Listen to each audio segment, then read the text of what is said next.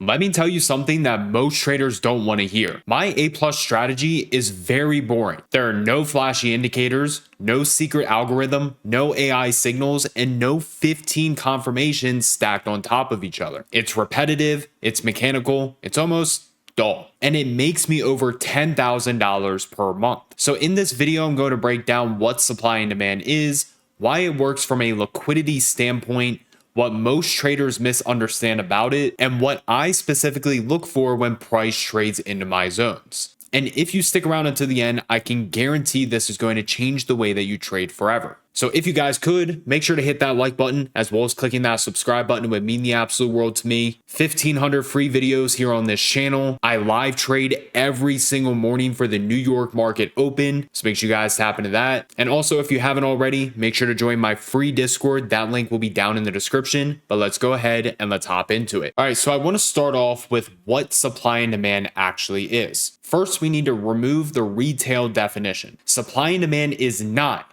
just random rectangles, just previous highs and lows, just support and resistance. Supply and demand is an imbalance of orders. It's a price area where aggressive institutional participation caused a displacement in price. So let me say that again. A supply zone is where sell-side liquidity overwhelmed buyers. A demand zone is where buy-side liquidity overwhelms sellers. You'll know it happened because price did not just drift away. It exploded from that area. So what you'll see is strong impulsive candles, minimal pullbacks, inefficiency in price delivery, a clear break of structure, and that displacement is evidence of unfilled institutional orders. And here's the key. Price tends to revisit these inefficiencies to rebalance order flow. And that revisit is where we get paid. Now, most traders think that supply and demand works because history repeats itself. That's completely wrong.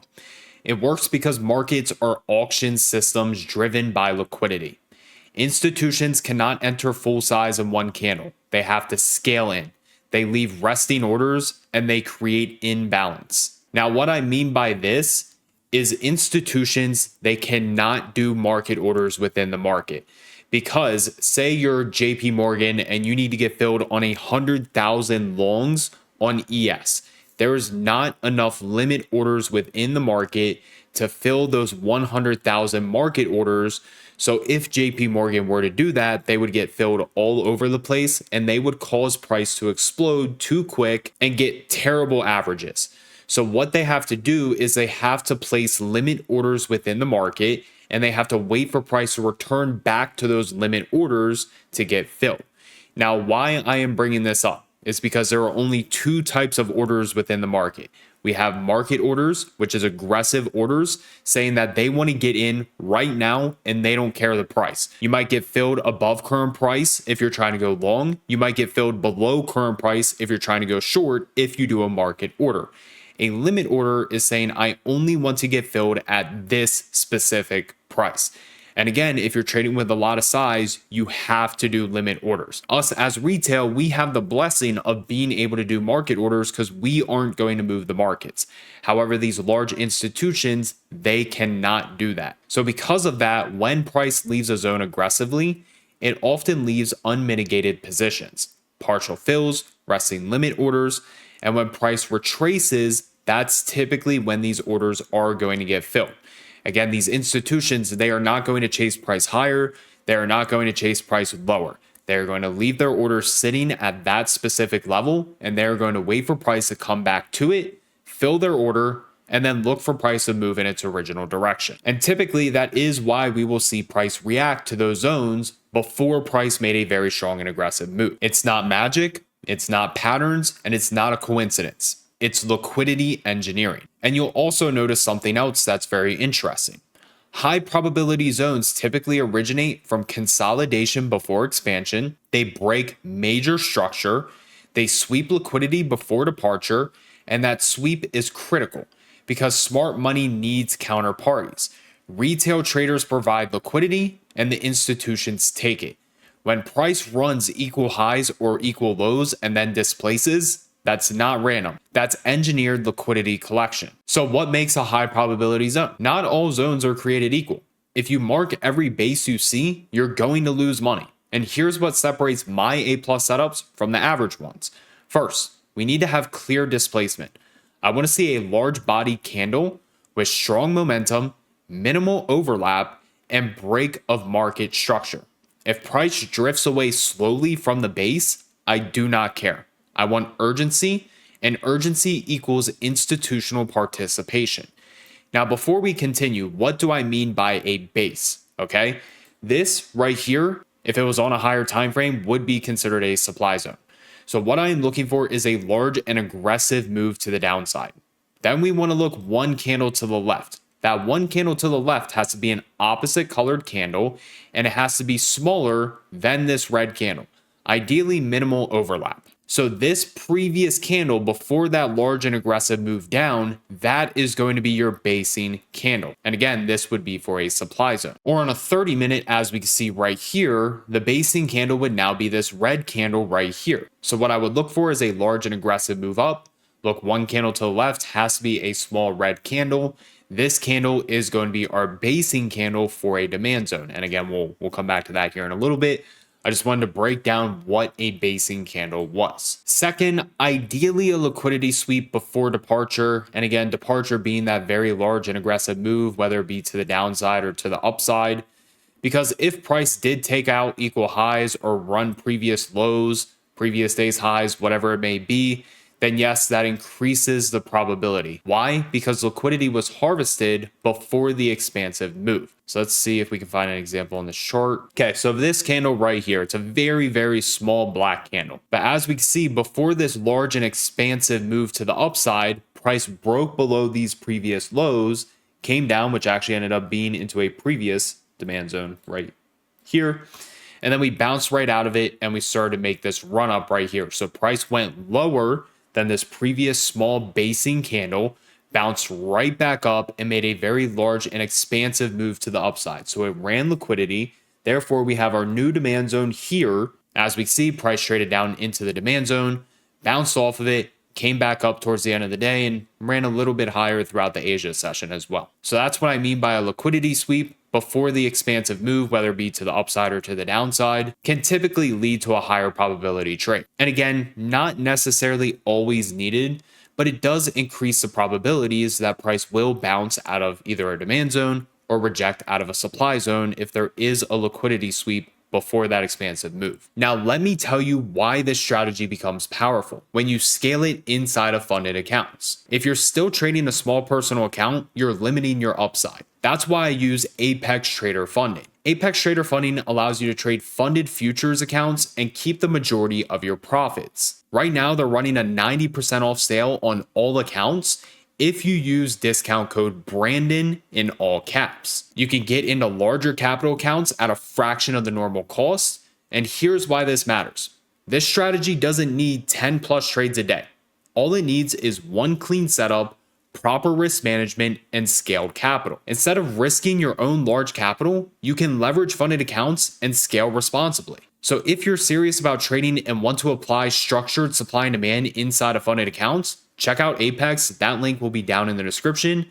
Again, make sure to use code Brandon in all caps to get 90% off, which expires in like a day and a half, and take advantage of it while it's active. But let's go ahead and let's hop back into the video. And third is going to be higher time frame alignment. I typically mark zones on more than just these three right here. So if you're taking notes, I highly suggest you write this down. I mark supply and demand zones on a 30-minute time frame, a 45-minute time frame, an hourly time frame, a 2-hour time frame, 3-hour time frame, 4-hour time frame, daily time frame, weekly, monthly, and even quarterly. The higher the time frame that you go, the more rare supply and demand zones are going to be, but equally at the same time, remember, the higher the time frame, the more important it's going to be.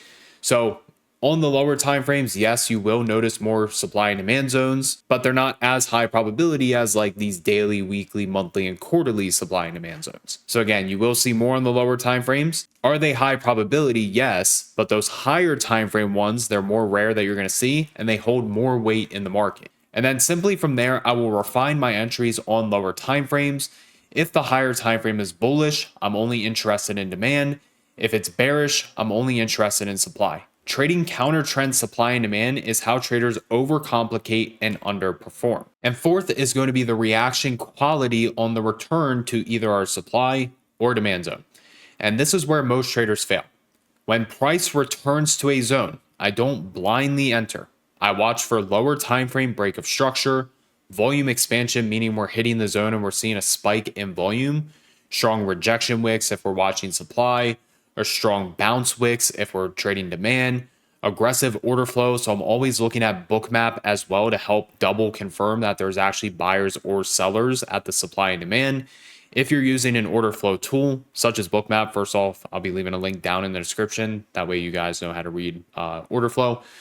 But what you're going to be able to do is you can visually see, are there buyers or sellers sitting at your supply and demand zones? And again, what that does is it actually shows you that there are participants at these levels, therefore increasing the probability that price is going to react. So we are always looking for confirmation, and confirmation can look different every time. Sometimes it's a sharp engulfing candle, sometimes it's absorption followed by compression, and sometimes it's a micro liquidity sweep within the zone.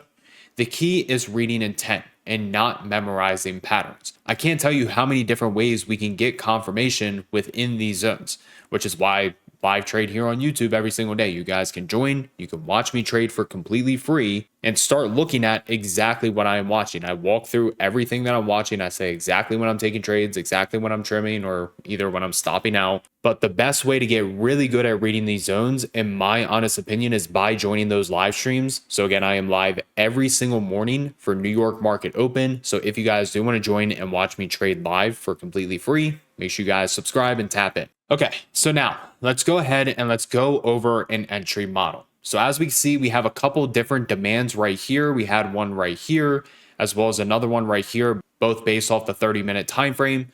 So let me go ahead and let me show you exactly what I would be looking for in confirmation to actually take this trade. So typically, again, we are marking our zones on higher time frames. And then when price trades into the area, I am typically going to break price down to a 5-minute time frame or a 2-minute time frame to snipe my entry. So as we see right here, price traded down into the beginning of this previous 30-minute demand zone right here, and we got a very strong reaction out of this on the very first 5-minute candle. Now for this, I mean, this is pretty straightforward if you know how to read volume and price action, right? Just because it's a red candle and has red volume does not mean it's selling, right?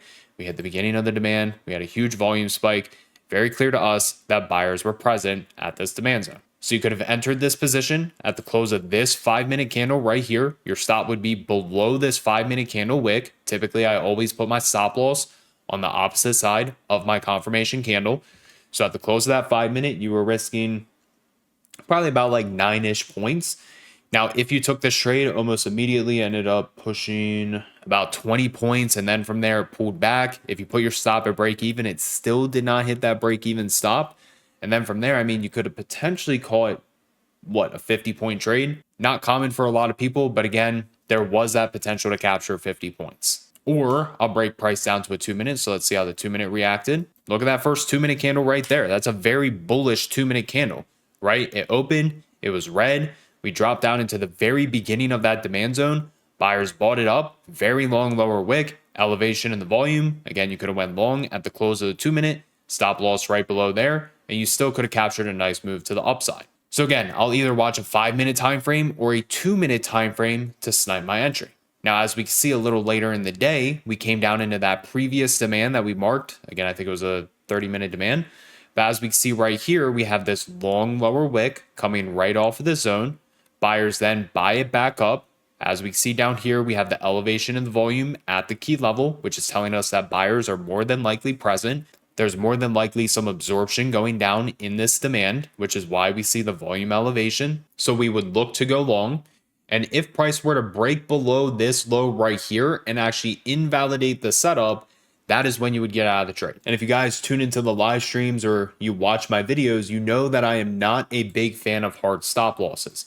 Reason being, if you put a hard stop loss, most of the time you're going to get wicked out, which is exactly what would have happened right here. But did we actually invalidate this low? Absolutely not. All we did was wick below it, and then we bounced back up. Okay? So if you took this trade, you should not have stopped out unless you put a hard stop. Again, nothing about price invalidated this setup. Let's go ahead and let's do these next two candles. As we see, we got a very nice move to the upside based off of, again, the entry at the close of this 5 minute, potentially about like 27 points when you were risking like, I don't know, 7 points. So those are two really good examples. Again, I am looking for price to trade into my zones. I'm looking for a reaction. Not all reactions are going to be equal. Sometimes you got to read a little deeper into the order flow and the actual price action and volume to really understand what's happening. Sometimes, like this example right here, it's a lot more clear cut. Like obviously there was buyers right here, right out of the zone and the volume elevation. But again, not always are we going to get that. Or if we go ahead and we look at this supply zone over here on NQ, again, we can see very large and aggressive move to the downside, smaller basing candle right here. So we're going to mark the very bottom all the way to the upper wick. And we're going to look for price to trade up into this area to potentially look for a reject. Now, if we go ahead and we mark the lower wick here, as well as the open right here, and then break price down to a 5-minute time frame, what do we notice? We start to trade up into this area. Again, not all the time is this going to be as clear cut. But as we start to trade up into the open of that supply zone, I unfortunately don't have my order flow. But say we were watching the order flow and we had a lot of sellers right here.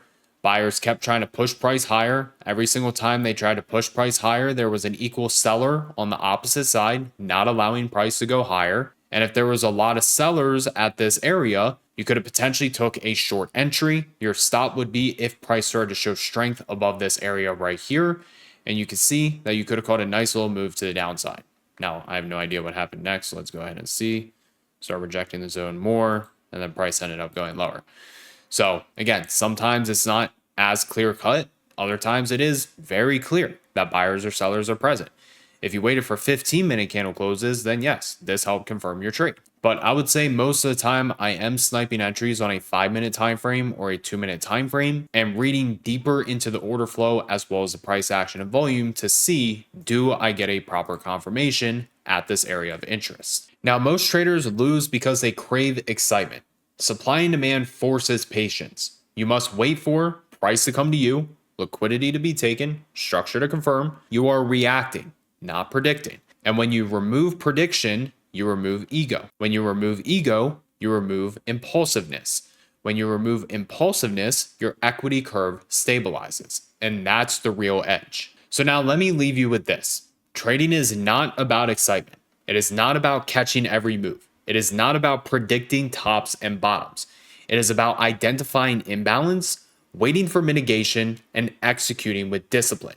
My A+ strategy, it's boring, but boring pays. And I challenge you guys to join at least 1 or 2 of my live streams this week, or whenever you see this video, because you are going to see exactly how this strategy plays out in real time and see exactly what I am looking for every single time.